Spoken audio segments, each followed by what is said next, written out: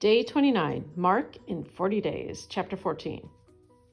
It was now 2 days before Passover and the festival of unleavened bread.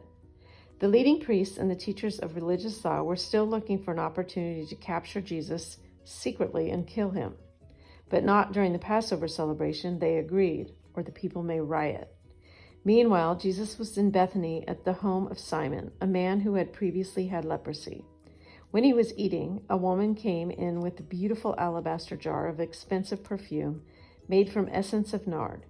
She broke open the jar and poured the perfume over his head. Some of those at the table were indignant. "Why waste such an expensive perfume?" they asked. "It could have been sold for a year's wages and the money given to the poor." So they scolded her harshly. But Jesus replied, "Leave her alone. Why criticize her for doing such a good thing to me? You will always have the poor among you, and you can help them whenever you want to. But you will not always have me. She has done what she could, and has anointed my body for burial ahead of time. I tell you the truth, wherever the good news is preached throughout the world, the woman's deed will be remembered and discussed."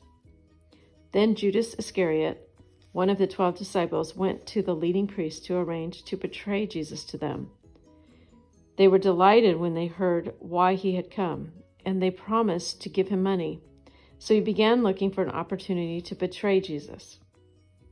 On the first day of the festival of unleavened bread, when the Passover lamb is sacrificed, Jesus' disciples asked him, "Where do you want us to go to prepare for the Passover meal for you?"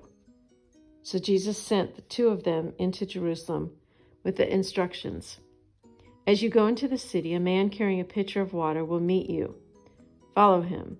At the house he enters, say to the owner, 'The teacher asks, where is the guest room where I can eat the Passover meal with my disciples?' He will take you upstairs to a large room that is already set up. That is where you should prepare a meal." So the two disciples went into the city and found everything just as Jesus had said, and they prepared the Passover meal there. In the evening, Jesus arrived with the 12 disciples. As they were at the table eating, Jesus said, "I tell you the truth, one of you eating with me here will betray me." Greatly distressed, each one asked in turn, "Am I the one?"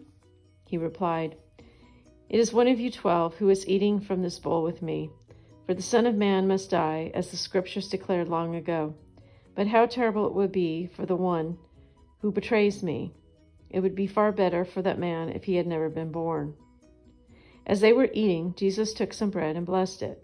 Then he broke it in pieces and gave it to the disciples, saying, "Take it, for this is my body."